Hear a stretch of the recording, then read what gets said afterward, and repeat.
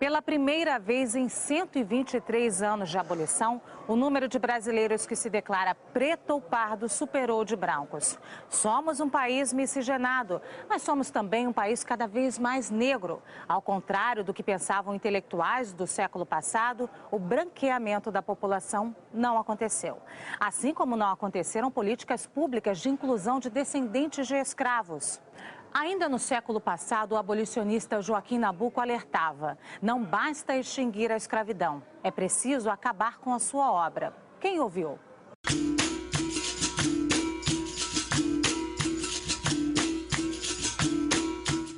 A situação do negro no Brasil é tema deste Caminhos da Reportagem. Vamos mostrar, através da história de várias famílias, que superar a desigualdade racial e social tem sido cansativo e doloroso.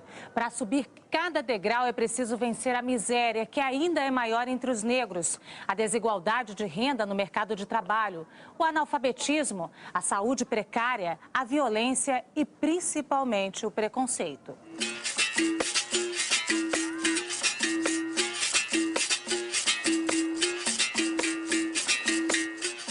O Brasil avançou. Lá no topo, quem chega garante um Brasil plural que respeita a diversidade racial. É um Brasil vencedor, é um Brasil melhor. Existe um problema racial no Brasil e isso está começando, a gente está ultrapassando o mito da democracia racial. Nós ganhamos ao admitirmos essa dívida, né? essa pouca presença do negro em vários espaços da sociedade, no mercado de trabalho e na universidade, principalmente. Meu sonho é que eu possa, daqui a mais alguns anos, ter comigo, lecionando comigo, tendo como meus colegas, muitos professores vindo de origens humildes e uma boa parte deles afrodescendentes. Essa luta não desanima, ela está no sangue.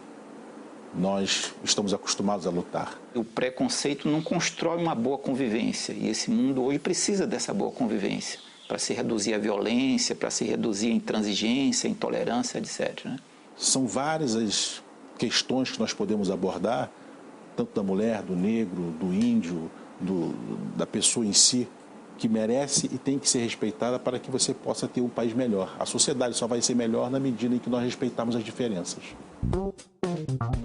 Onde você guarda o seu racismo? A pergunta, que já foi tema de uma campanha contra a discriminação racial, ganhou resposta também do pesquisador Alberto Carlos Almeida. Ele tentou compreender a cabeça do brasileiro e mostrou cientificamente que o racismo ainda é um problema no Brasil. A metodologia é simples. Ele viajou todo o território nacional com um cartão de fotos de brasileiros, todos homens, vestidos da mesma forma. A única diferença, o tom de pele. Nós perguntamos qual daqueles ali parece ser um criminoso, qual parece ser o mais inteligente, qual parece ser o mais educado, qual é que é o advogado, qual é que é o engraxate. O que nós fizemos foi uma pesquisa clássica, né? Não na metodologia da medição de racismo, mas na metodologia quantitativa, uma pesquisa estatística com amostra, e fizemos a pergunta, digamos assim, da maneira correta. Qual é a maneira correta? A maneira indireta. Você não pergunta diretamente se a pessoa é racista. É claro que ela vai dizer que não. Você pergunta diretamente, mostra fotos, pede para dizer qual a pessoa não sabe ali que está sendo pesquisada sobre isso. A conclusão do estudo é que a cabeça do brasileiro funciona assim. Este é o mais inteligente. Este, o malandro. O que tem menos oportunidades. O que tem mais estudo. E este, o mais pobre. O resultado final foi um resultado que demonstra com toda clareza que o brasileiro é racista, tá?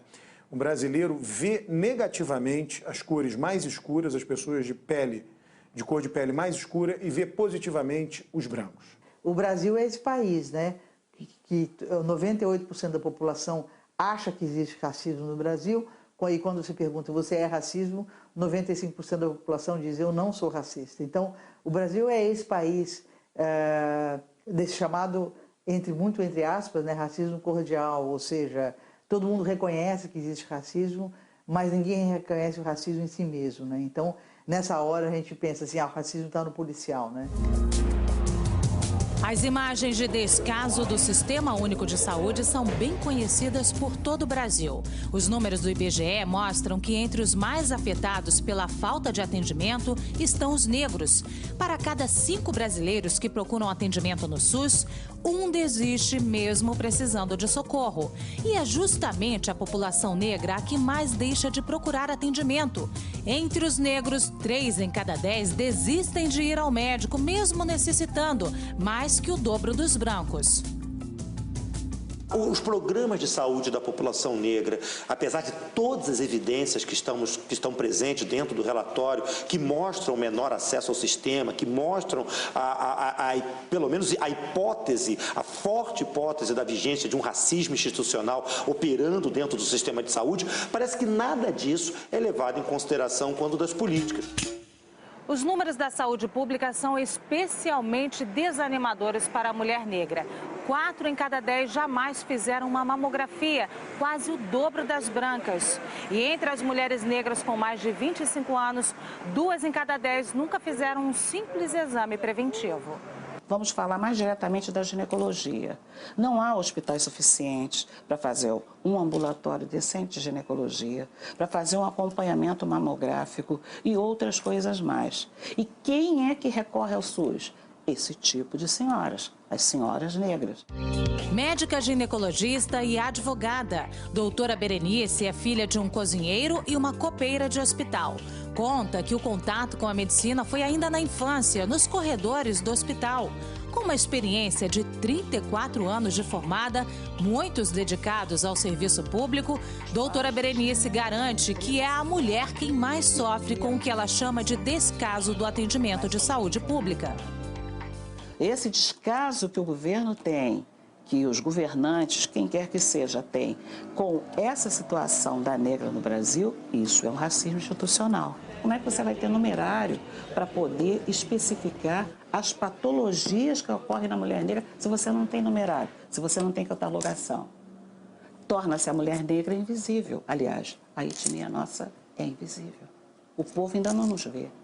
Não adianta a Lei Áurea, não adianta essas leis todas que seguram o SUS e outros atendimentos mais, que o negro continua, no Brasil, a ser um ser invisível. Violência, pobreza, exclusão e superação. Estas palavras, nesta ordem, são bem conhecidas da assistente social Sheila Dias. O primeiro contato com elas foi ainda na infância. Há 27 anos, a mãe de Sheila veio tentar a sorte no Rio de Janeiro, fugindo das agressões do ex-marido. Seria o fim da violência doméstica, mas o início de uma fase de exclusão e pobreza. Fiz um barraco de madeira, eu saía por aí pela rua pedindo. Ia pra feira vender as coisas, vender cabide, vender... Eu vendia cloro na rua. Aos 12 anos, Sheila já era empregada doméstica. Eu também segui o mesmo passo da minha mãe. Eu também fui empregada doméstica, trabalhei muito tempo em casa de família. E eu achava que aquele lugar, mesmo eu não me conformando, mas eu achava que aquele era o lugar que me cabia. 60% das trabalhadoras domésticas do Brasil, ou seja, 6 em cada 10 são negras, o dobro do número de brancas. Os indicadores do mercado de trabalho são especialmente ruins para as mulheres negras. 1 em cada 5 trabalha como empregada doméstica. O mesmo percentual que nós tínhamos em 1872, quando pegávamos os dados das mulheres que eram sujeitas ao regime escravista. Então, acho que a gente tem vivenciado um movimento de ampliação dessa reflexão, mas ainda é insuficiente para reverter esse quadro. Então, trazer essa temática e desnaturalizar a posição da mulher e a posição minoritária da mulher e da mulher negra no mercado de trabalho é fundamental. Sheila se manteve na faculdade fazendo faxina. Concluiu o curso e recebeu 2 propostas de mestrado fora do país. Decidiu continuar os estudos no Brasil. Eu até falo assim, hoje, nos lugares onde eu vou palestrar, para onde as pessoas me convidam, eu falo que eu sou um milagre da minha família, eu sou um milagre da minha mãe, porque quando eu quis desistir, ela nunca deixou. Nunca deixou. E hoje eu consigo entender que para que ela não tenha deixado eu desistir, algumas pessoas da minha família tiveram que se sacrificar por isso. Ela foi a que mais se sacrificou. Que era uma renda a menos, né? Alguém tendo que só estudar, ou alguém que tinha que passar mais tempo estudando do que trabalhando, era uma renda a menos. Para os irmãos, não foi sacrifício. Com a entrada de Sheila na universidade, a discussão racial deixou de ser um tabu dentro de casa. Porque tem que ser assim, né? Mas Sheila entrou na faculdade e mostrou pra gente que a gente tem que encarar que ninguém é melhor do que ninguém. Eu trabalhei no aeroporto, ali no Santos Dumont, e eu ficava observando ali que passava só os pilotos, comissárias, né? E só tem pessoas brancas, né? Tu não vê um piloto de avião ou uma comissária negra. É raro, assim, se você chegar a ver, pelo tempo que eu passei lá, eu não via. Agora você vê as pessoas negras na faxina, né? Trabalhando ali, limpando o chão.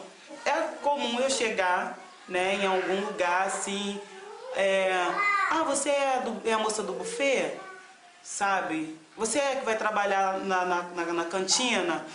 Olha, qual o seu nome? Deixa eu botar o seu nome aqui na lista, porque o pessoal do serviço entra pela porta de trás, entra lá pelo lado. E aí eu falo, não, eu sou a Sheila Dias. Tá, mas e... Aí eu vim só palestrar. Ai, me desculpa, você é a palestrante? Você é a pesquisadora? Ai, me desculpa, não foi minha intenção te ofender. O assunto mais delicado aqui é o casamento interracial. Elaine fala sobre as dificuldades de formar uma família com um marido branco. Ah, ela é diferente, né? Ela é escurinha, ela é... como é que... quando eu fiquei grávida. Como é que você teve coragem de fazer filho numa garota com cabelo duro? Eu escutei isso. Quando ia na minha casa, se pegava alguma informação de alguma coisa, achava que ela era até empregada, né, Luzia? Não era nem esposa. Entende? Mas não é que eu deixava passar isso. É que é aquilo que você está falando. A discriminação, às vezes, faz até as pessoas pensar assim, né? Apesar das dificuldades, o casamento interracial vem aumentando no Brasil. Passou de 15% em 1995 para quase 24% 10 anos depois. O casamento interracial faz parte da agenda da luta antirracista. Ele era proibido nos Estados Unidos, da lei Jim Crow, ele era proibido na África do Sul, do regime do apartheid.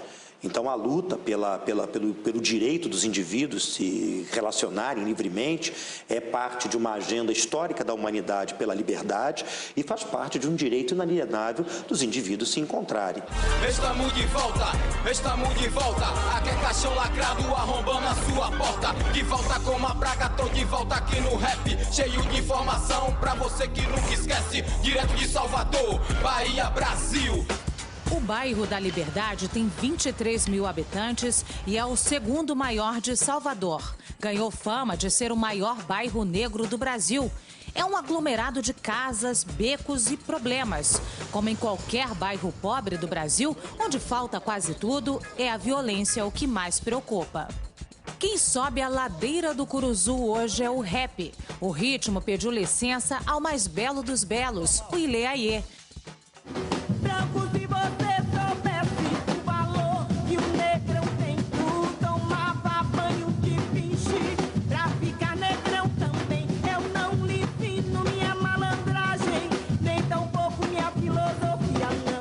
Deixou a alegria do mais antigo bloco do Carnaval de Salvador para trás.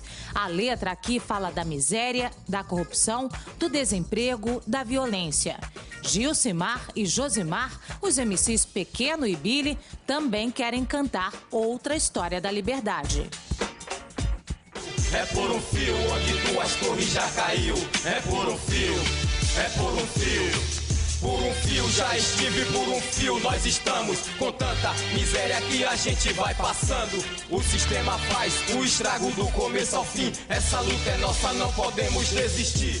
A família sofrendo, perdendo um filho por causa do crack.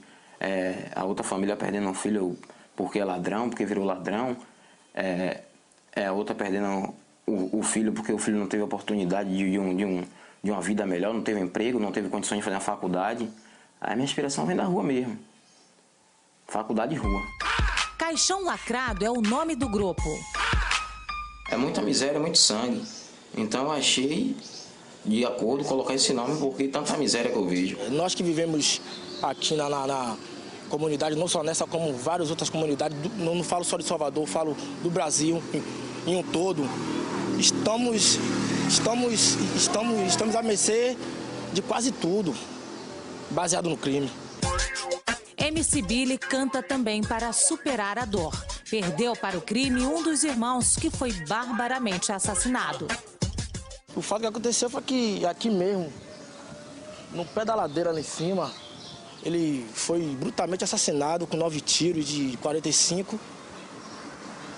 E um desses 9 tiros perfurou o pulmão e ele veio a falecer. Demos socorro e tal, mas não teve jeito. Se o cara não for firme mesmo, não tiver a fé dele mesmo própria, o cara que entra de cabeça. É muito fácil você entrar pro crime, pro tráfico de droga, é muito fácil. O crime não compensa. O crime não compensa. É ou morte, ou cadeira de roda, ou cadeia. Não existe seguro desemprego para quem trabalha no crime. Em números absolutos, o Brasil é o país onde mais se mata no mundo. Segundo dados da ONU, são 22 mortes para cada 100 mil habitantes. Mas esse triste primeiro lugar pode ser ainda pior. Se considerarmos apenas os jovens negros de 18 a 24 anos do sexo masculino, o número de assassinatos é de 150 casos para cada 100 mil habitantes. Para se ter uma ideia, esse número é 15 vezes maior que nos Estados Unidos e 5 vezes maior que na Colômbia. Nós temos sido muito tolerantes em relação à violência. Talvez porque nós como país, talvez porque as principais vítimas são jovens e são jovens pobres e negros moradores de favela e periferia do Brasil. Em alguns estados e algumas unidades da federação, a diferença das razões de mortalidade de negros e brancos, né, chega a mais de 1000%. Paraíba, Bahia, Pernambuco, Ceará, né? E mesmo no Rio de Janeiro, São Paulo, as razões são absurdamente altas. Isso não é um problema de polícia, isso é um problema de saúde pública. Nós, brasileiros, nós temos tolerado as mortes brutais, as mortes violentas, porque, de uma certa forma, elas não ocorrem. Dentro das nossas famílias, elas não ocorrem com jovens de classe média, brancos, para quem o Brasil investe no seu futuro, né? E é necessário que os esforços do poder público para conter esse genocídio sejam adotados imediatamente, sobre o risco das autoridades do Brasil serem um dia ou em pessoa ou moralmente condenadas por crime contra a humanidade.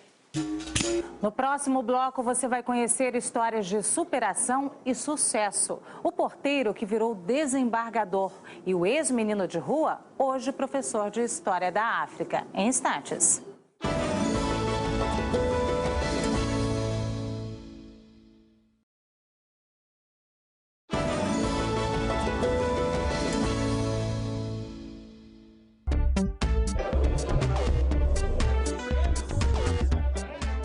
O sorriso largo e o jeito tímido são de um vencedor. Jorge acabou de concluir a especialização em História da África.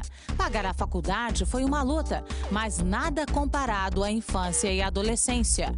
Jorge cresceu nas ruas do Rio, junto com a mãe e os 10 irmãos. Passou fome, viu amigos serem assassinados e aos 11 anos ainda era analfabeto. Vivia de biscates, né? Capinava terreno, né? Limpava a fossa dos outros. Eu fui trabalhar até de empregado doméstico. Eu não queria continuar vivendo daquela forma. Eu necessitava que a minha vida mudasse. Tinha que, de alguma forma, tinha que mudar, tinha que se transformar. O professor Jorge é mestre em História, mas é craque em superação. E em matéria de determinação, sempre tira nota 10. Foi com essa determinação que aos 11 anos procurou um juiz da infância e disse que mesmo sendo morador de rua, sem endereço fixo e documentos, tinha o direito de estudar. Conseguiu a matrícula na escola e mudou seu futuro. Não deu para ficar rico. Mas ontem eu recebi o segundo salário depois de 3 anos de faculdade. Neste cursinho não tem salário. Jorge é mais um dos milhares de professores voluntários que acreditam que os cursos pré-vestibular para pessoas pobres abrem portas. Volte e meia eu falo com eles que eles tenham esperança de lutarem pelos sonhos deles, pelos direitos deles. Uma boa ajuda na luta por uma universidade mais plural vem dos cursos pré-vestibular, que colocam cada vez mais estudantes pobres na faculdade. Em 1988, menos de 4% dos estudantes nas universidades eram negros. 20 anos depois, este índice já chegava a 16%. Parece que nós estamos numa espécie de meio do caminho.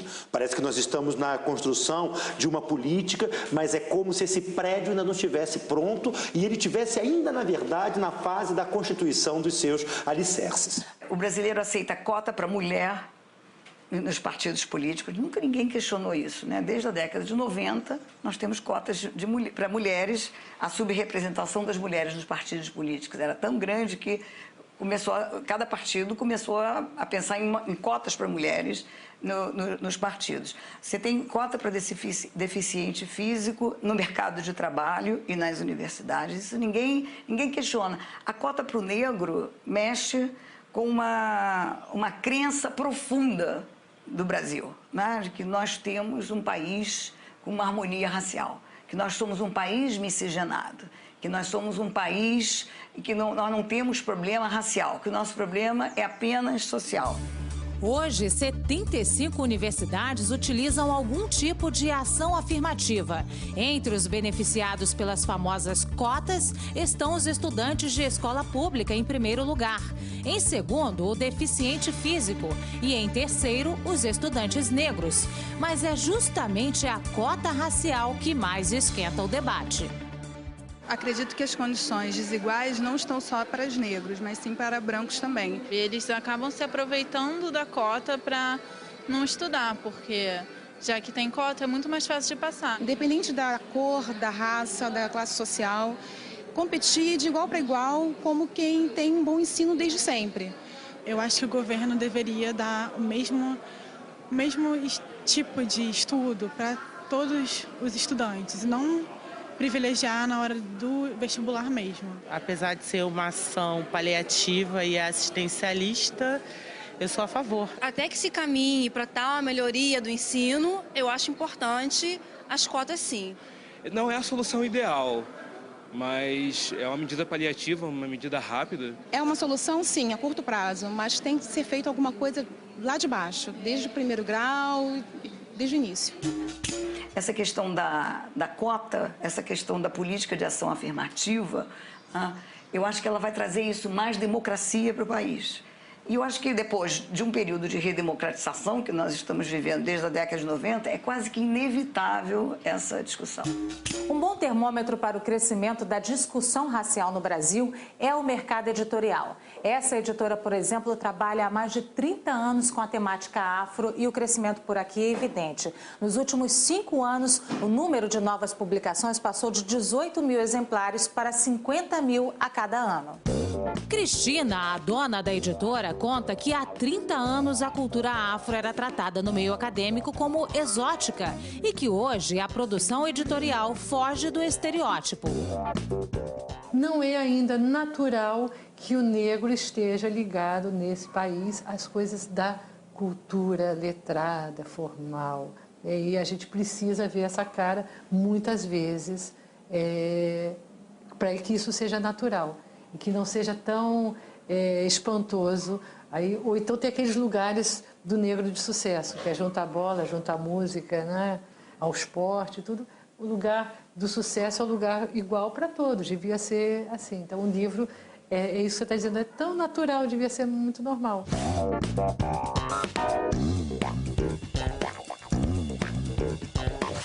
Se você acha o livro caro, experimente a ignorância. Essa frase mudou a vida do Dr. Paulo Rangel. Ele foi o primeiro desembargador negro do estado do Rio, assumiu em 2010 depois de ter sido porteiro, vendedor, policial, promotor.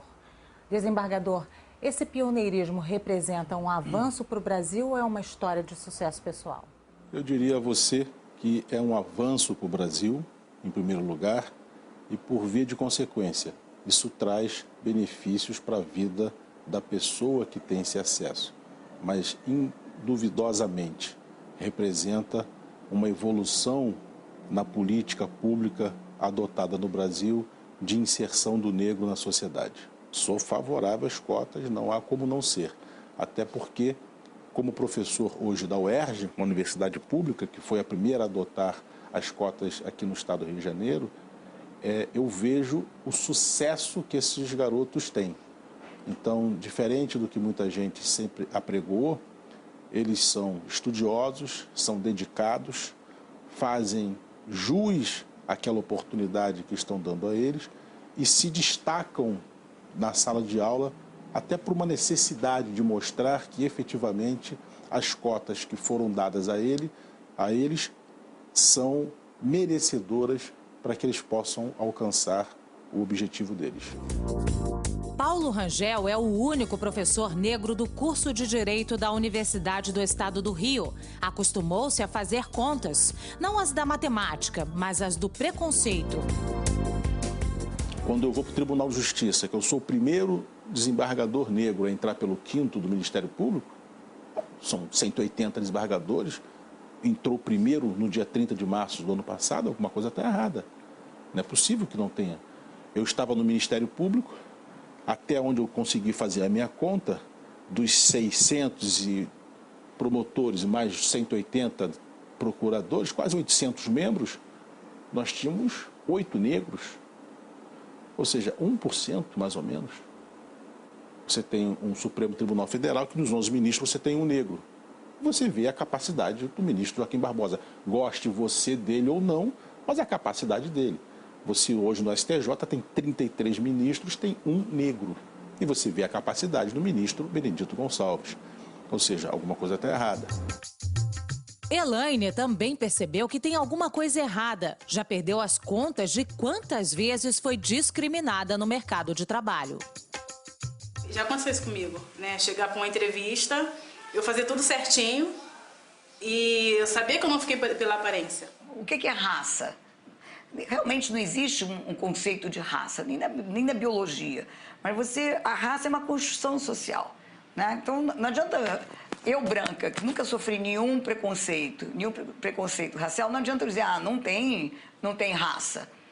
Sabe? Não existe raça. Claro que existe. Vai perguntar alguém que sofre discriminação racial, aí a pessoa vai descrever os momentos em que esteve uma discriminação racial. As mulheres têm taxas de desemprego costumeiramente mais alta que todos os demais grupos, incluindo homens negros, mulheres brancas e homens brancos, sendo que na comparação entre mulheres negras e homens brancos você encontra taxas de desemprego que comparativamente são mais do que o dobro. As mulheres negras são mais sujeitas à informalidade, são mais sujeitas aos trabalhos sem remuneração. Então, portanto, aí nesse caso ocorre uma discriminação agravada que é de raça e é de gênero. Quando se compara a renda, o abismo entre brancos e negros é evidente. O rendimento médio do trabalhador branco é de R$ 1.700, enquanto o do trabalhador negro é de R$ 900, uma diferença de 93%. A primeira questão é você procurar trazer esse debate, essa discussão para as instituições e promover ações afirmativas no mercado de trabalho. A baixa escolaridade, aliada ao preconceito, são determinantes para que os negros ganhem menos. Eles também quase não exercem cargos de chefia. Fiz um mestrado, fiz um doutorado, terminei meu pós-doutorado e eu pergunto, quantas pessoas terão oportunidade de fazer isso que eu fiz? Cargos de chefia, cargos executivos, cargos de representação, cargos de poder, em geral no Brasil, são exercidos por pessoas de peles claras, em geral do sexo masculino. A cor branca e ser do sexo masculino significa que aumenta a probabilidade de uma pessoa vir a exercer no Brasil o poder, seja econômico, seja o poder político. O desembargador Paulo Rangel, que chegou a uma posição de liderança, explica que ainda assim é preciso lutar contra o preconceito. senhor já sofreu preconceito racial? Já.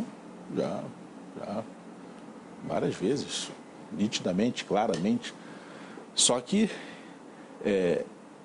eu, como fui porteiro de edifício, fui vendedor, fui policial, promotor, agora desembargador, eu tenho fases do preconceito. Hoje, para sofrer esse preconceito, a reação vai ser imediata. Eu não vou admitir esse tipo de coisa. Quando eu era porteiro, as pessoas passavam por cima e pronto. E eu não tinha voz ativa para gritar. Então, quando eu grito hoje, não é porque eu gosto de confusão. Eu grito em nome daquele que não pode gritar. Se eu for sacrificado em benefício do meu povo, eu estou compensado de tudo, de toda a minha vida, a minha biografia. É isso mesmo que ela indica. Há 35 anos, o fotógrafo e cineasta baiano Antônio Olavo trabalha para dar voz a quem nunca é ouvido. Tem 3 longas-metragens e produz calendários com personalidades negras. No ano 2000, nós fizemos Bahia Negra, 100 biografias de homens e mulheres da cultura negra na Bahia, que foi uma coisa extraordinária, porque revelou para as pessoas daqui da Bahia, daqui de Salvador particularmente. Você andava, por exemplo, na rua Caetano Moura, passava pela rua Caetano Moura e as pessoas não sabiam que Caetano Moura era negro. Se a gente abrir um pouco essa janela para essa história do povo negro, a gente descobre uma enormidade. É um mundo de qualificações, é um mundo de coisas ricas, emocionantes, de trajetória, de performance brilhante, em todas as áreas, ou no candomblé, ou no futebol, ou na política. Luta para trazer à memória uma história que não é contada, a história do negro no Brasil. As professoras encontravam uma forma de me chamar a atenção, de me repreender, etc. E eu chegava em casa a contar para minha mãe essa questão, ela saía igual uma fúria. Ia lá no grupo escolar, eu junto, não? E ela chamava a atenção das professoras e repreendia e falava mesmo áspera e com autoridade. O que me incomoda, a minha inquietação, é essas histórias existirem e elas serem tão pouco conhecidas. Com o meu trabalho, eu busco justamente isso, trabalhar com a história, essa história dessa população negra, mostrando que, no passado, inúmeras centenas de milhares de pessoas lutaram, sonharam e tiveram dignidade para lutar por uma vida de liberdade, de justiça e de igualdade, para que mostre para a gente que nós temos um passado de honra, um passado que nos deve orgulhar. Quer dizer, o nosso passado não é só de escravidão, não é só de humilhação, de sofrimento, de tristeza, de tortura, de discriminação, que houve isso. Nosso passado também teve dignidade, teve luta, teve brio, teve ludicidade, teve alegria, teve felicidade, teve transgressão. As comunidades quilombolas, as revoltas populares, a Bahia e o racismo são os temas escolhidos por Antônio Olavo. Neste novo cenário, o movimento negro buscou novos caminhos para sua reorganização, realizando a Convenção Nacional do Negro, evento promovido pelo TEM, em São Paulo e no Rio de Janeiro, que reuniu dezenas de entidades de vários estados. 350, 400 anos de escravidão, você não modifica isso com 20 ou 30 ou 40 anos. São muitas e muitas gerações, onde se consolidou, onde se institucionalizou, se incorporou esse racismo, esse pensamento de um ser superior ao outro. Para você modificar isso, você tem que ter um pouco mais de paciência, né? Eu acredito que vai ser possível. Agora, com luta, né? Os homens só fazem pisar. Cortar e pisar. E ajuda a catar. Tem homem que bate também, nós vamos ter vergonha.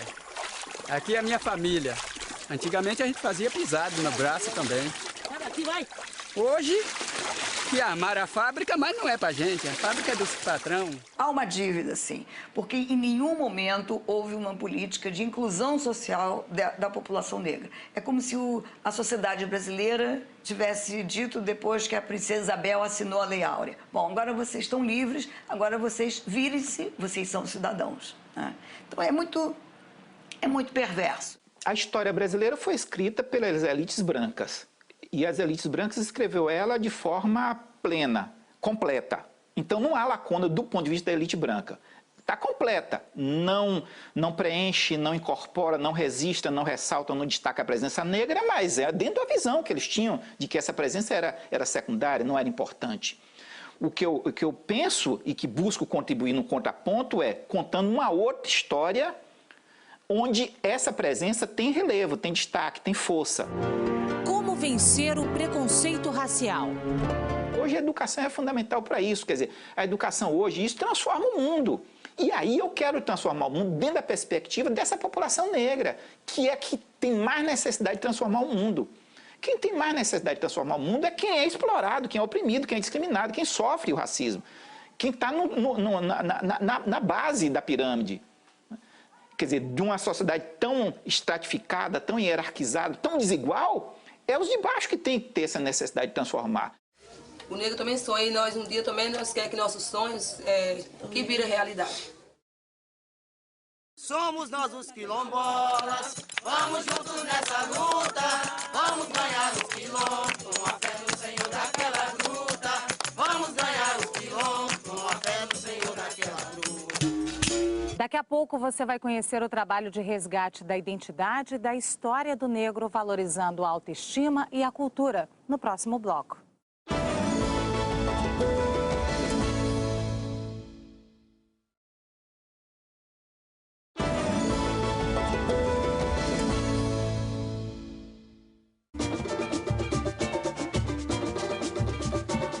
Ninguém ouviu um soluçar de dor no campo do Brasil. Um lamento triste sempre ecoou.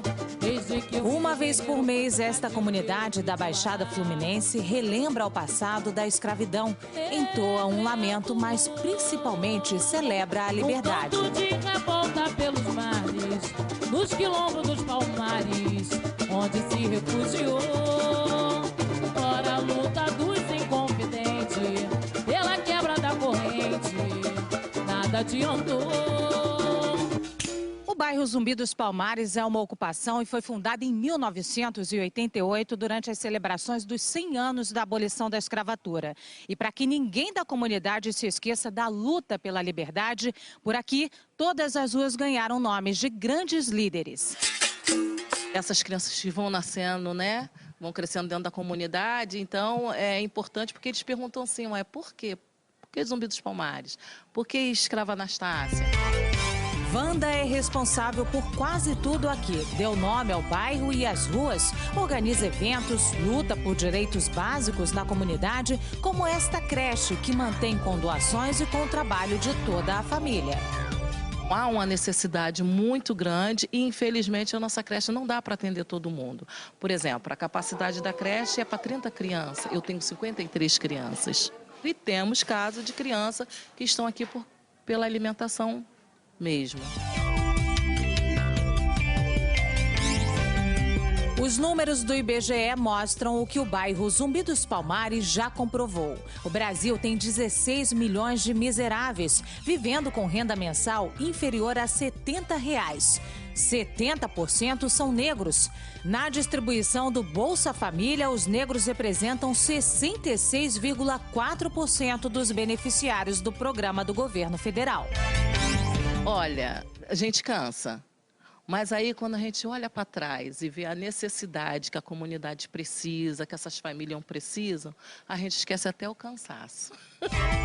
Mesmo cansada, Wanda sempre exibe um sorriso. A explicação é simples. A vida melhorou. As filhas tiveram mais oportunidades, estudaram e até chegaram à universidade. Eu fui na formatura da Tatiane, minha filha, eu chorei muito na formatura dela. Então, quando eu fiquei em pé aplaudindo e não parei, eu não sentei, continuei aplaudindo. Quando eu via cada negro passando, sabe? Quando era um chamado na formatura, e aquilo me emocionava. Marinéia também é formada em pedagogia, mas a especialização é no samba e com um toque feminino. O grupo Só Damas dispensa explicação. A autoestima e a valorização da mulher dão o ritmo dessa história. Um lamento triste sempre ecoou, desde que o índio guerreiro foi pro cativeiro pedir lá. Um grupo de mulheres negras que residem, a maioria delas, nessa comunidade. A gente faz essa feijoada todo primeiro sábado do mês, mantendo esse espírito da cultura brasileira, que é o samba, presente na nossa comunidade. O preconceito contra a mulher não é o único obstáculo para as meninas do Só Damas. Quando pode cantar, cantar de tudo. A dupla jornada de trabalho cansa muito? Muito, acaba sendo tripla, né? Que eu sou mãe, trabalho fora e tenho grupo. Eu me divido, às vezes quando eu percebo, a semana já passou e eu nem percebi de tanta coisa que eu tenho que fazer. A feijoada do Só Damas é uma espécie de celebração da cultura negra. Tem capoeira,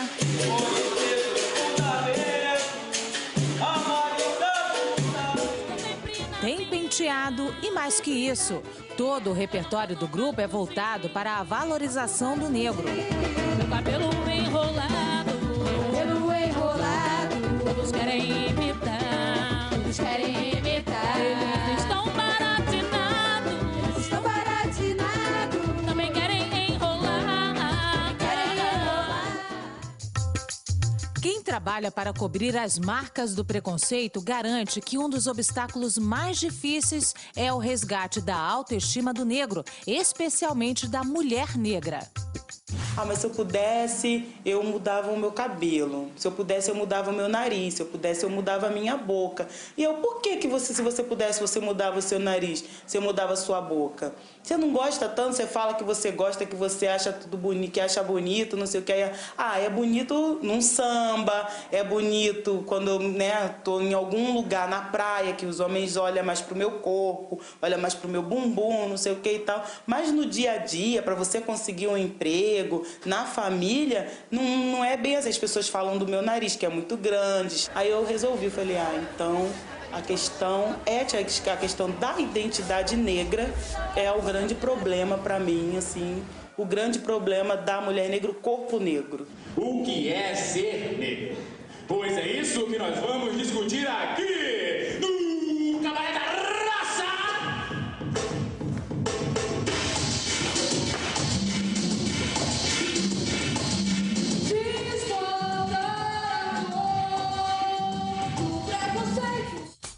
Resgatar a identidade e a imagem positiva que o negro deveria ter de si mesmo é também missão do Bando de Teatro Olodum. Mostrar que o negro tem tanto valor quanto qualquer outro cidadão de qualquer raça, que o Brasil precisa olhar para isso, que a gente precisa mudar nossos conceitos, nossos pensamentos, e perceber que o mundo é assim, que o mundo é feito de diferentes, né?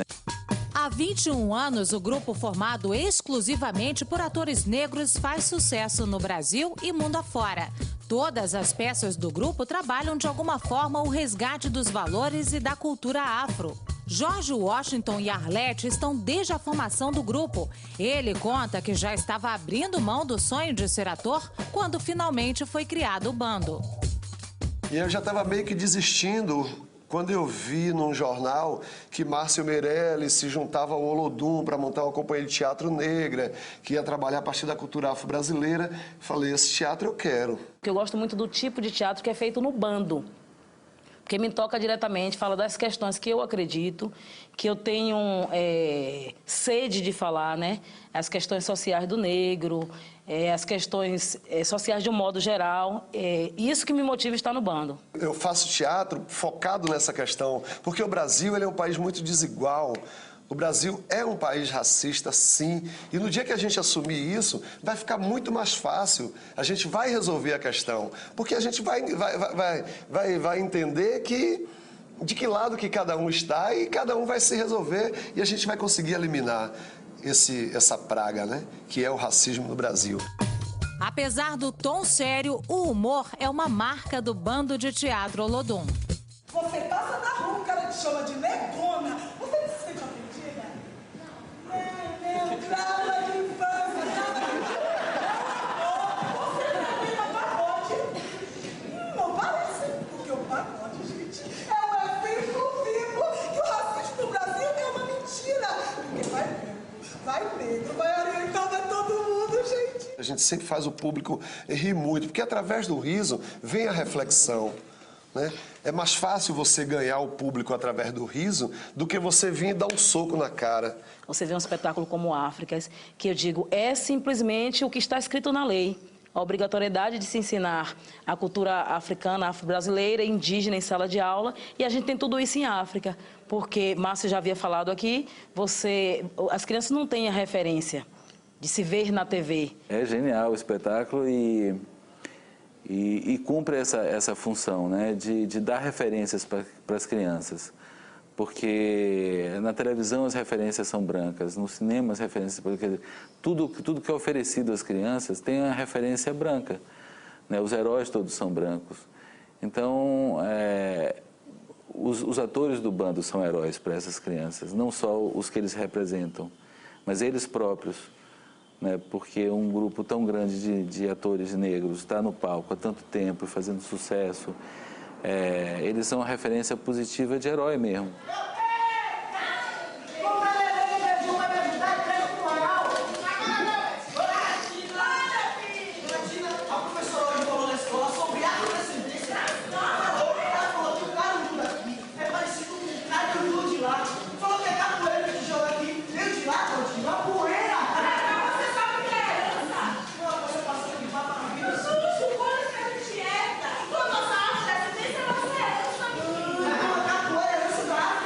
Eu dizia assim, é longe de mim de ser uma diplomata.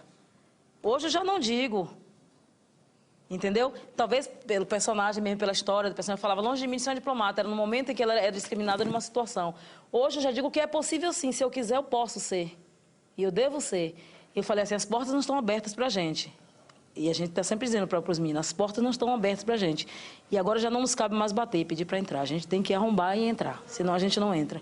Então, esse mundo acadêmico, esse mundo televisivo, não trabalhar a coisa do estrelato, do popstar, mas consciente, transformador, com atitude, é possível sim. Lázaro Ramos é um exemplo, Érico Braz. As pessoas só me perguntam assim, e aí, quando é que vai pra Globo? Quando é que vai pra Globo? Maluco, eu não preciso ir pra Globo. Eu tô em cartaz com Cabaré às terças, Áfricas a gente está circulando pelo estado, Bessa vai entrar esse final de semana, a gente está montando um próximo projeto e por aí vai, a gente não para de trabalhar nunca.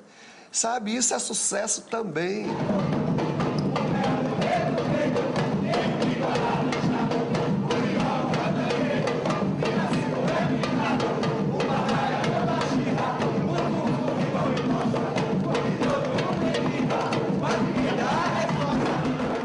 Acho que hoje a gente vive uma situação de que as pessoas começam a se entender como afrodescendentes, nesse sentido de que uma parte da nossa história, uma parte daquilo que nós somos, que para uns está estampado na cor da pele, para outros está estampado ou está marcado na forma que nós somos, ela é afrodescendente, como ela é muito lusa também, como ela é indígena. Né? Então, essas coisas hoje estão mais ditas, mas no sentido de valorização.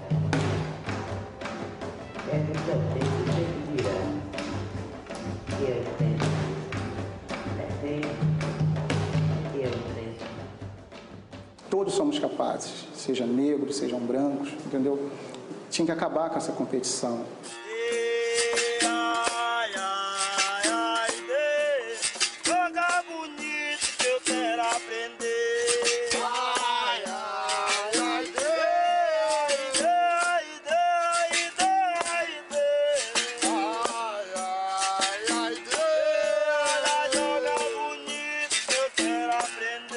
Se nós conseguirmos estabelecer uma sociedade melhor para todos, melhor para os nossos filhos, brancos, negros, índios, o que quer que sejam. Então, Nós não temos que lutar apenas para a melhora do ensino para o negro, nós temos que lutar para a melhora do ensino, ponto. Por quê? Porque esse ensino do negro é do branco, é do índio, é de todo mundo. Lutar para uma sociedade melhor, uma sociedade mais justa, uma sociedade mais democrática, é esse compromisso que eu acho que nós temos que ter. Eu sou negro, a minha pele escura, a semente genética fez essa mistura. Eu sou negro porque também sou gente, eu sou negro pela minha cultura. Vindo da África dos meus pertences, raça negra, índia, seja lá quem for. O importante é que me valorizo e não tenho vergonha de ser o que eu sou. Eu sou negro, eu sou negro, eu sou negro, eu não me escondo, tira minha foto, tirar. Eu sou negro, eu sou negro, eu sou negro, eu não me escondo, tira minha foto. A nossa história é bela de se ver e é bem facinho de se aprender. É que na verdade muitos tenham medo do que de repente vem acontecer. Pois a riqueza do nosso país só Deus sabe a quem a merecer. A contribuição do povo negro e índio foi quem fez nosso Brasil crescer.